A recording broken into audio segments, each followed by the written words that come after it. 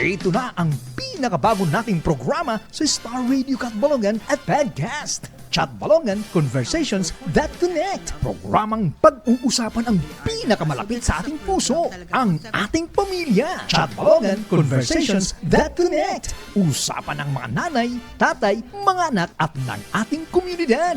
Chat Balongan Conversations That Connect. Chat Balongan ka na. Istoryahan ta ang pagpakaupay ng atong pamilya. Hatid sa atin ng City Government of Catbalogan sa pamamagitan ng Local Council for the Protection of Children.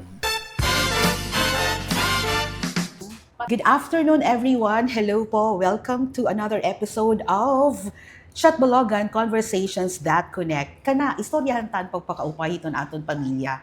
Again, magtatagalog po kami based po sa request ng mga nagkikinig sa atin. We are live on Star Radio 106.1 FM as well as lively what with aton FB page, Star Radio Catbalogan City, and we are on podcast via Spotify, likewise YouTube. Okay, so yon. So today is another episode of Catbalogan Conversations That Connect. Kana istoryahan tan pagpakaupay iton aton pamilya. And once again, we welcome you all hining aton program, and for today's edition. Meron kaming nag-o-orient kami. Kami kasi ni Donna, nag-o-orient kami sa mga bagong couples. Partner namin ang city population office. Every Thursday yan. Yung ikakasal. Yung marriage counseling. Yes! Kaming dalawa din yan! Yes! So, alternate kami. Pinofocus talaga namin yung responsibility as a parent. Kung ready na ba sila? Maging maging responsible sa mga anak kasi hindi lang yan makabigay ka ng pagkain. Hindi lang yan makabigay ka ng damit. Hindi lang yan makabigay ka ng home.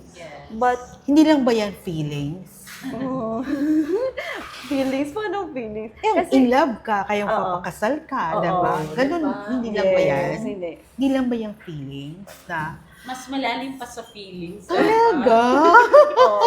Hindi lang ba yan? Kasi matagal na tayong mag-shota, so kailangan natin magpakasal. Hindi lang ganyan? Hindi naman siguro, Miss Mai. Siguro napag-desisyon na naman nila.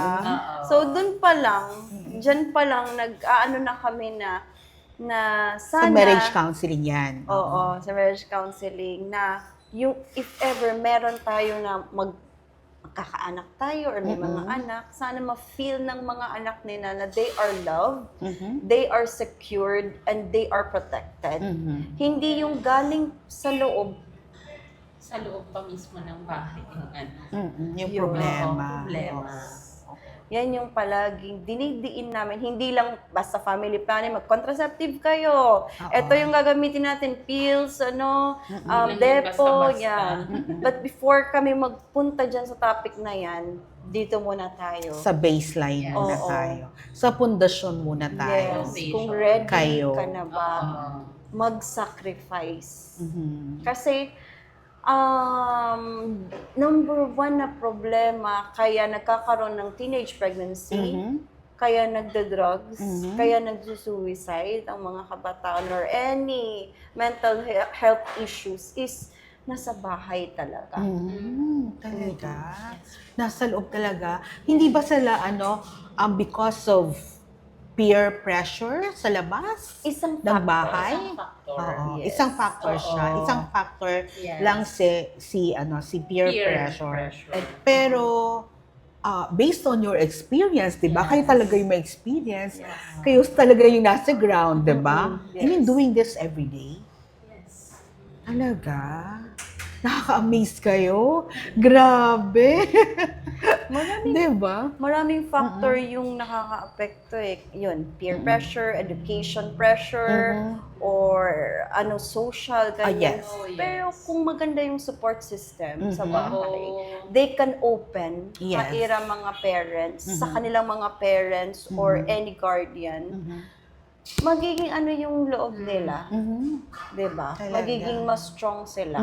Kung may nagka-guide na O, hayaan natin yan, ganito, ganyan, di ba? Oo. Kasi kahit anong problema naman, kung may sumusupport talaga sa'yo, di ba? Yeah. Parang mas titibay ka rin. True. Pero ang swerte nyo naman, no, na may ganito kayong trainings. Yes. At saka ang swerte ng community na meron silang ganitong parental, is this like something like parenting, marriage counseling, di ba? Ang swerte na meron sila. And hindi lahat nakaka-avail Yes. nito. Yes, Diba? hindi lahat. Oo. Hindi lahat nakaka-avail nito. Ilan ang target lang natin for this program? Target Yung target Ano? barangays, barangay. or target beneficiaries. Anong tawag ninyo sa kanila? Yung mga nag-a-attend ng trainings, nag-a-attend ng seminars, Yung target. target. Oo. Oo. Target So, client. mga ilan yun? Ngayon, Ilang families yun? Ilang families? Yung sa anong program? Sa MAPA. Ay, Sa yung sa MAPA. MAPA. Yung sa MAPA, yung pilot pa lang natin, yung sa Barangay Sa Payao, yes. Which na-reach po natin yung 14 parents and teens. 14 na parents, 14 na teens nila. So yun, nag-graduate sila nitong March. Kasi merong graduation din after ng 9 modules.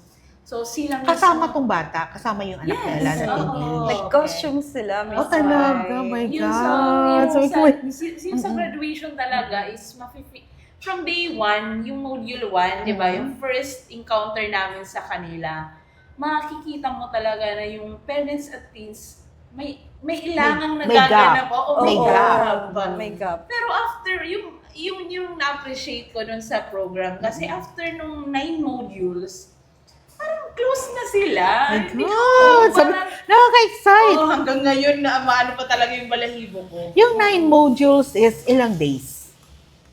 Parang Every- weekly kasi siya. So Oo, once weekly every session. week. Oo. Okay. Weekend lang. Weekend. Kasi may Every class. Saturday kasi may class naman yung adolescent. So, yun, binigyan talaga namin ng time kahit yung module kasi is parang, depende sa module, parang 2 to 3 hours, depende, oo. Lalo na yung sa in-person kasi mahaba-habang usapan pag in-person talaga, Yes. di ba? Oo. Kasi maraming conversation na nagaganap. Yung sa online kasi, yung sa messenger, Oo. oo, pag yes, okay na. Wala nang follow-up question, di ba? Pero pag in-person, iba-iba talaga yung maraming na questions, marami ding follow-up, yun. Oo. Grabe, ang galing ng programa. no? Oo. So, Yung so yung appreciate yung talaga 9 modules sa Barangay Payao pa lang to for the Yes MAPA. po, yes Oo. po. Dito ako nag-focus sa MAPA.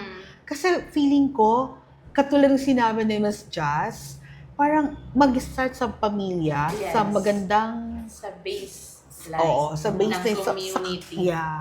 Yes. For us to have a magandang Yes. komunidad, Mm-mm. komunidad na may growth, 'di ba? Na yung mga bata is yung rights nila, True. the same way Yes. also as yung mga parents, 'di ba? Mm.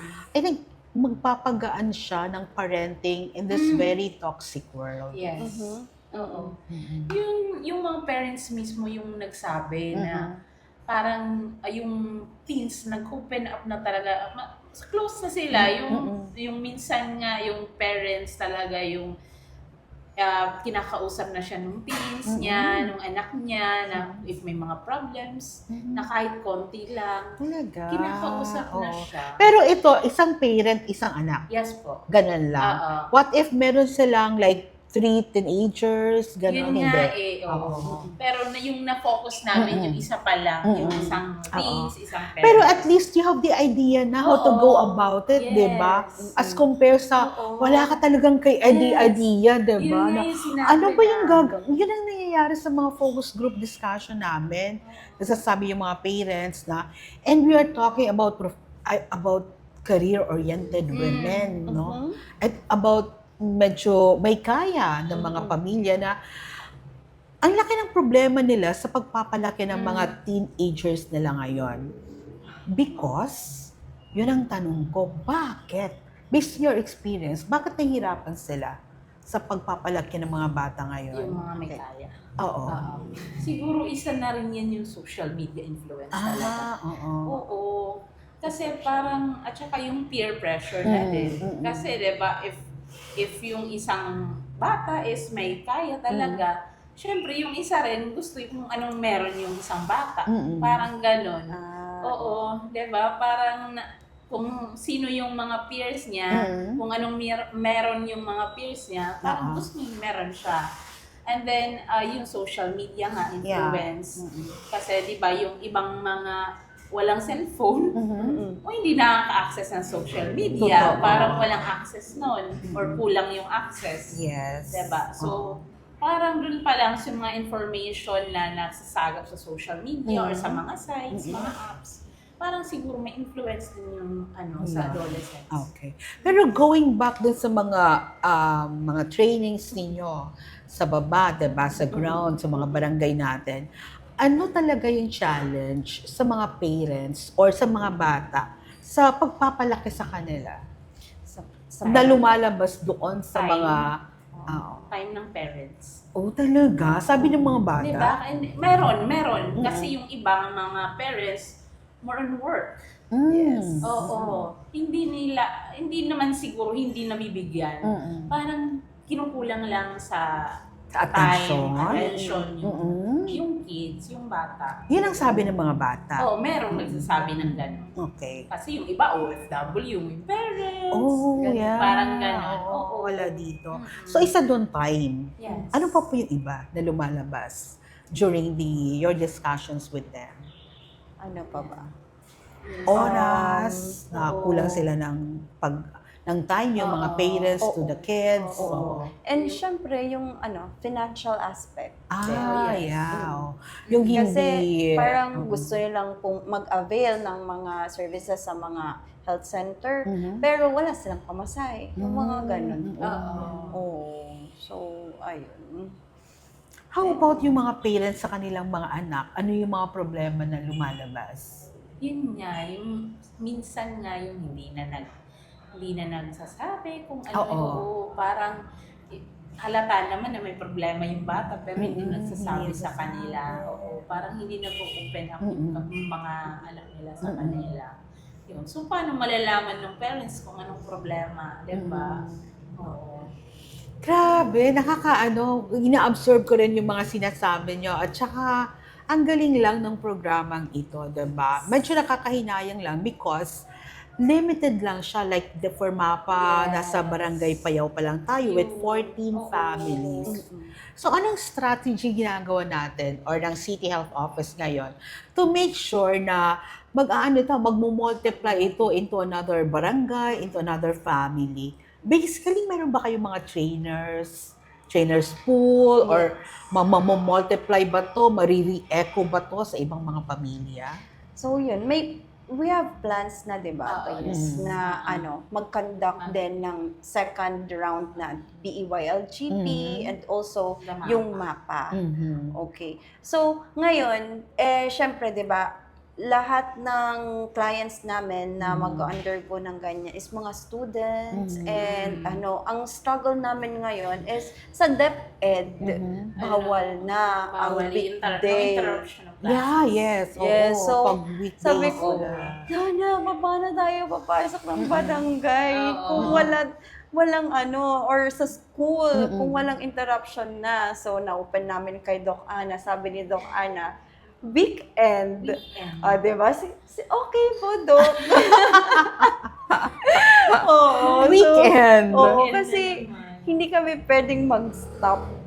Mag-stop na ipatuloy yung program dahil lang sa ito lang yung time nila and all.